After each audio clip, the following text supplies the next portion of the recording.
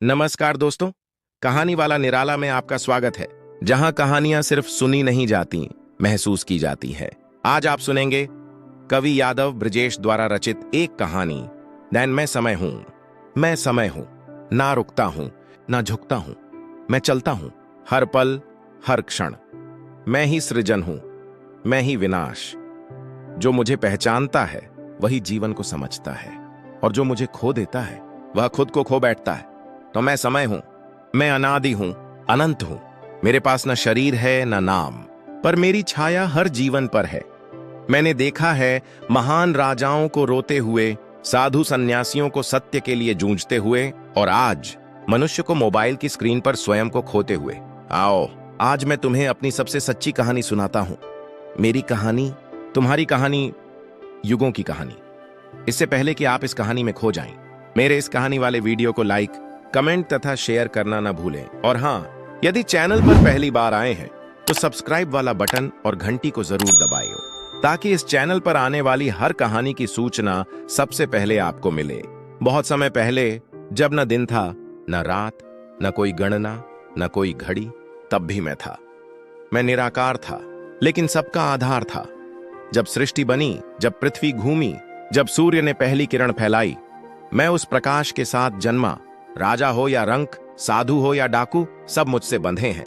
मैंने राम को वनवास भेजा, कृष्ण को युद्ध भूमि में उतारा, बुद्ध को ज्ञान दिया, और अशोक को पश्चाताप का स्वाद चखाया। मैंने इतिहास देखा है, जो खुद को मुझसे बड़ा समझ बैठे, उनका पतन तय था। घमंडी रावण बुद्धिमान होते हुए भी समय को नहीं समझा। नपुंसक दुर्योधन बलशाली था, लेकिन समय के न्याय से नहीं बच सका। और आज तुम मनुष्य मोबाइल में उलझे, रिश्तों को भुलाए, वर्तमान को छोड़कर भविष्य के सपने देख रहे हो। क्या तुम समय को समझ पाए हो?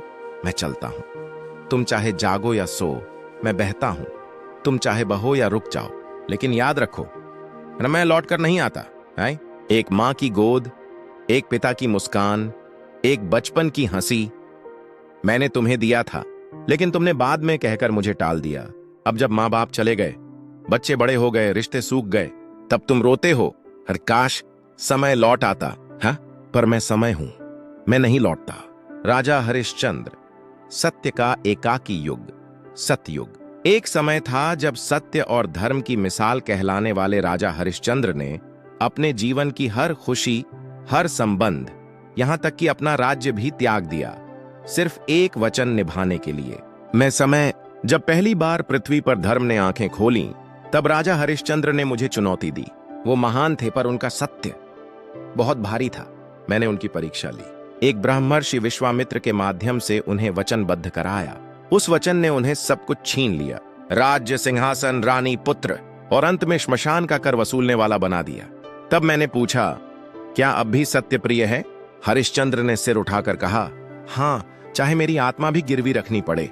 राजा ने अपनी रानी को गुलामी में बेचा, अपने पुत्र रोहिताश्व की चिता को जलाने के लिए स्वयं श्मशान में कर वसूला। लोग कहते हैं वह दुर्भाग्य था, पर नहीं, वह मैं था, समय, जो हरिश्चंद्र की आत्मा को परख रहा था। वो गिरा टूटा पर डगमगाया नहीं। उसने अपने भीतर के सत्य को समय के तूफान में भी थामा, और जब उसने अंतिम परीक्षा उत्तीर्ण की, मैंने स्वयं उसका चरण स्पर्श किया। हाँ, मैं समय, जिसने सत्य के सामने सिर झुका दिया। मैं हिल गया, क्योंकि मैंने राजाओं को सत्ता के लिए झुकते देखा था, पर हरिश्चंद्र को सत्य के सामने झुकते देखा, और तब मैंने उन्हें मुक्त किया, राजा नहीं, एक अमर आत्मा बनाकर। मैं समय हूं। मैंने सत्य को हरिश्चंद्र के रूप में अमर कर दिया। श्री राम, मर्यादा की कठिन परीक्षा, त्रेता युग। सतयुग से मैं त्रेता युग में आया, जहां श्री राम का जन्म हुआ। राम जब छोटे थे, तब उन्होंने केवल राजा बनने का स्वप्न नहीं देखा, बल्कि हर व्यक्ति के भीतर बसे धर्म को देखा। जब कैकेयी ने वरदानों के नाम पर उन्हें वनवास दिया, तब यह उनकी पहली कठिन परीक्षा थी। मैं राम हूं, मेरा धर्म है पिता की वाणी की रक्षा। यह कहकर उन्होंने सिंहासन को त्यागा।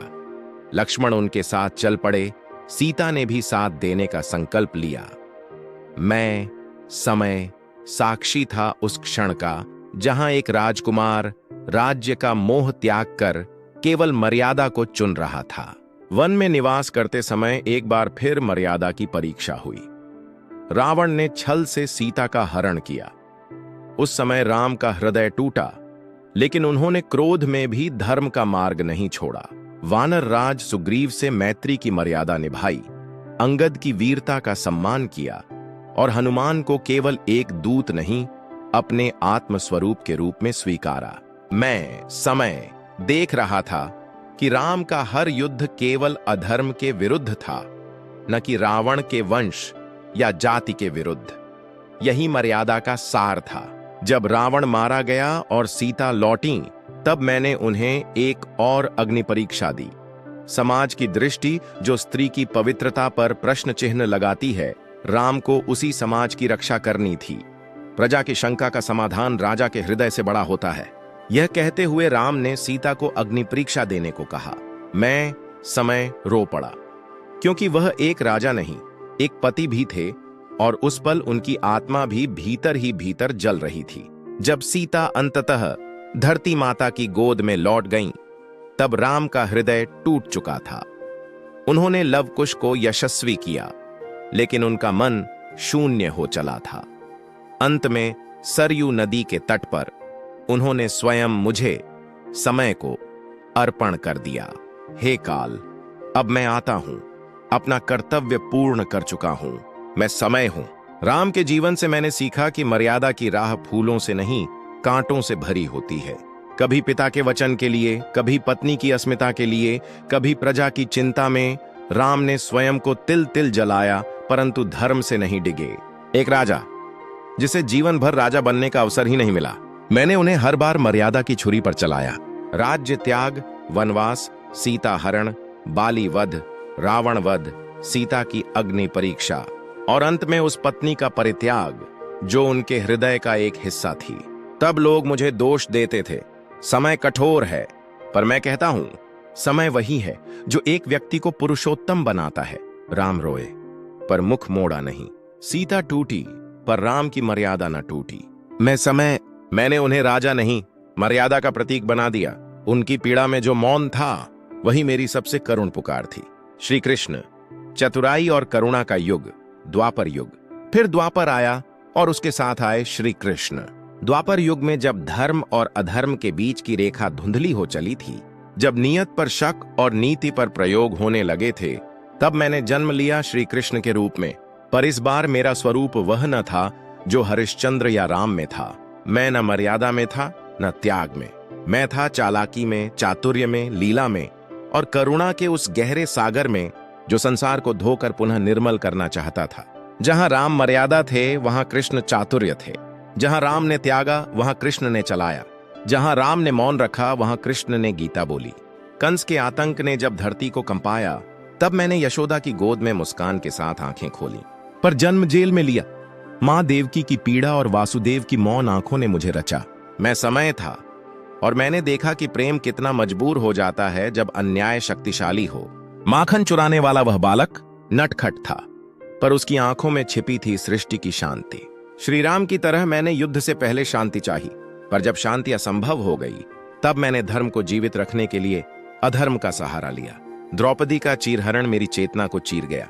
शकुनी की चालों ने समय को नाचने पर मजबूर किया और युधिष्ठिर की जुए की लत ने धर्मराज को मेरे हाथों गिरवी रख दिया। पर हर बार मैंने धर्म की रक्षा की, भले ही मार्ग टेढ़ा था। जब युद्ध समाप्त हुआ, पांडवों ने राज्य पाया, पर मैं श्री कृष्ण अपने ही वंश को नष्ट होते देख रहा था। याद है वह दिन? द्वारका में मेरे ही वंशज आपस में लड़ पड़े और एक दूसरे का वध कर डाला। मुझे श्राप मिला और अंततः एक शिकारी के तीर से मेरा देहावसान हुआ। कृष्ण, जिसने भगवान बनकर युद्ध जिताया, वह अंत में अकेला पेड़ के नीचे पड़ा रहा, एक मृत्युलब्ध मानव की भांति। मैं समय हूं। श्री कृष्ण के माध्यम से मैंने यह सिखाया कि जीवन केवल नीति नहीं, नीति में लचीलापन भी आवश्यक है। कभी कभी धर्म की रक्षा के लिए विवेक और युक्ति का सहारा लेना पड़ता है, और सबसे अहम, प्रेम, करुणा और निःस्वार्थता से बड़ा कोई युद्ध नहीं। मैं समय हूं। मैंने श्री कृष्ण के हाथों युद्ध करवाया, पर उनकी आंखों से प्रेम बहाया। मैंने उन्हें जीत दिलाई, पर वियोग में तपाया, क्योंकि समय वही है जो जीत में नम्रता और पराजय में चेतना भर सके। मैंने उन्हें मथुरा के कारागार में जन्मते देखा, गोकुल की गलियों में मुरली बजाते देखा और अंत में कुरुक्षेत्र की रणभूमि में अर्जुन को अविनाशी ज्ञान देते देखा। समय चक्र जब महाभारत की रणभूमि में पहुंचा तब अर्जुन के मन में युद्ध का संकोच जन्मा।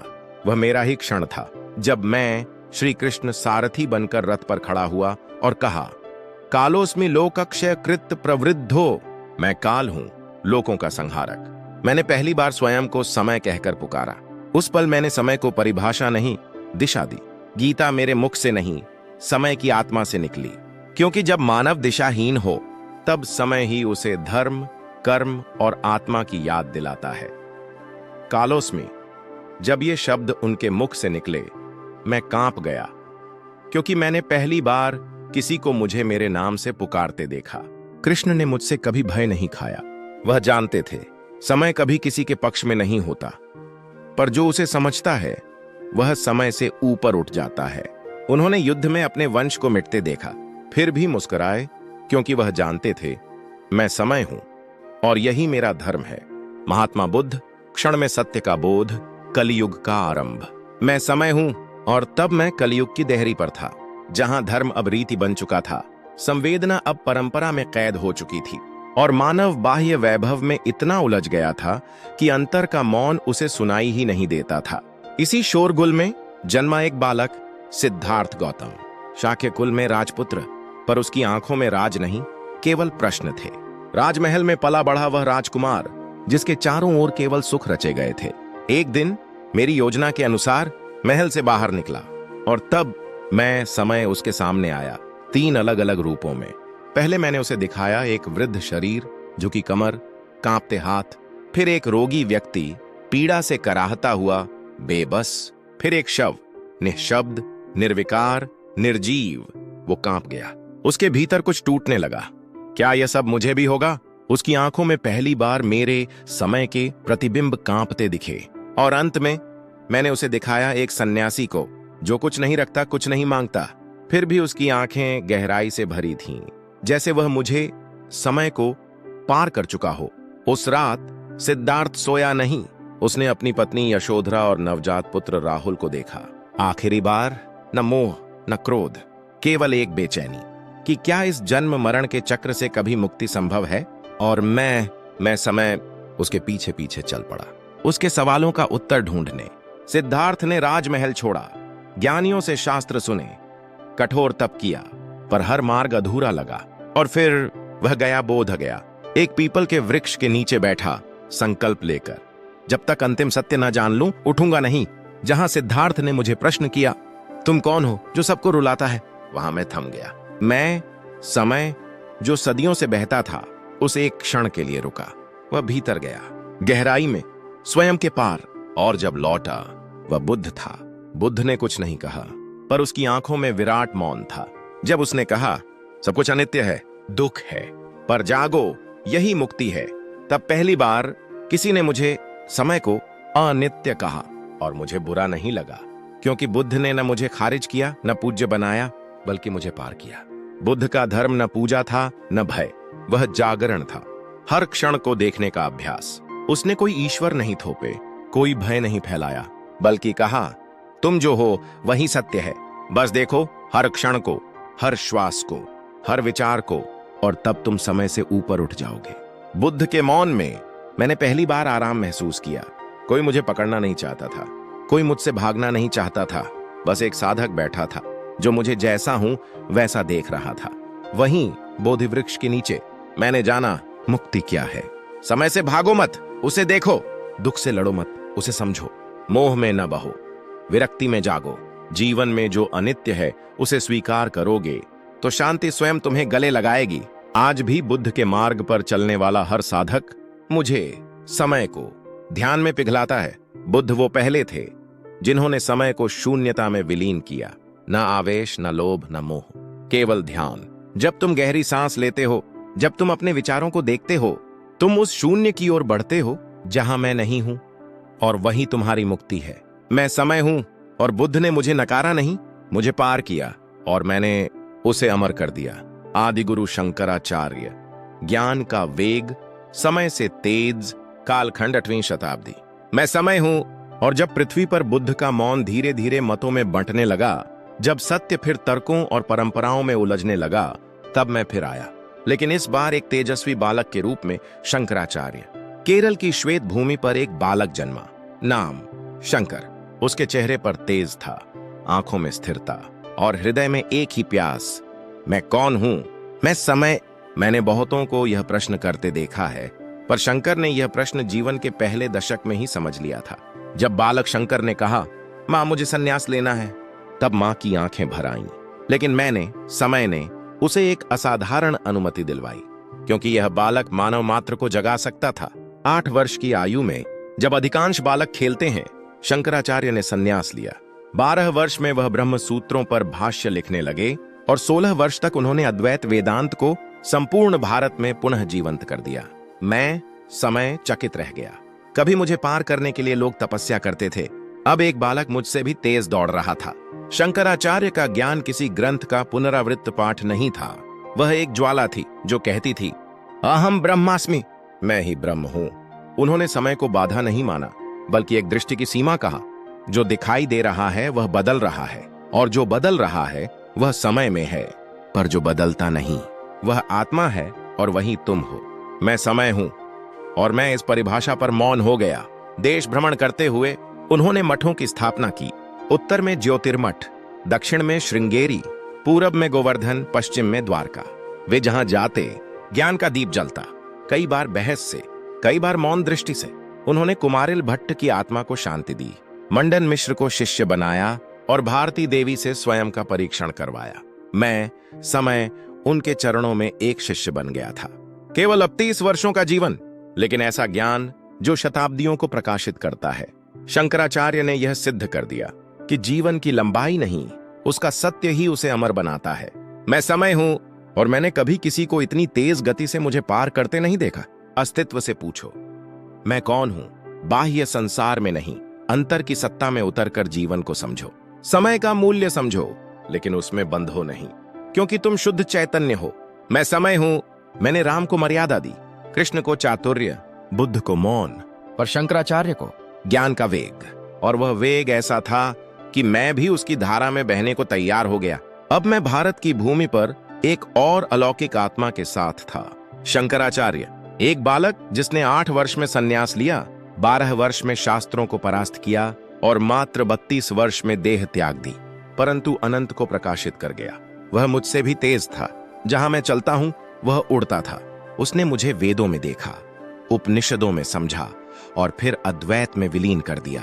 वह कहता था, मैं न मन हूं न बुद्धि हूं, मैं न समय हूं न काल, मैं केवल चैतन्य हूं। मैं चौंक गया। वह मुझे नकार रहा था, परंतु उसने जो कुछ दिया वह शाश्वत था। शंकराचार्य ने समय को चित्त की अवस्था बना दिया, न डरने की वस्तु, न रुकने की बाधा। अब मैं भारत की भूमि पर एक और अलौकिक आत्मा के साथ था, जिसका नाम था शंकराचार्य। वर्तमान मानव, खोए हुए समय का विलाप, कलयुग, या यूं कहें वर्तमान युग। मैं समय हूं। मैंने युगों को आते जाते देखा, महापुरुषों को जन्म लेते और तपते देखा, राजाओं को रोते, आर्षियों को जागते देखा, और अब मैं यहां हूं तुम्हारे साथ, आज के मानव के बीच। पर क्या तुम मुझे पहचानते हो? नहीं। जहां मोबाइल की बैटरी को चार्ज करने वाले मनुष्य अपने रिश्तों को डिस्चार्ज कर रहे हैं, अब मैं तुम्हारे लिए केवल घड़ी की टिक टिक बन गया हूं।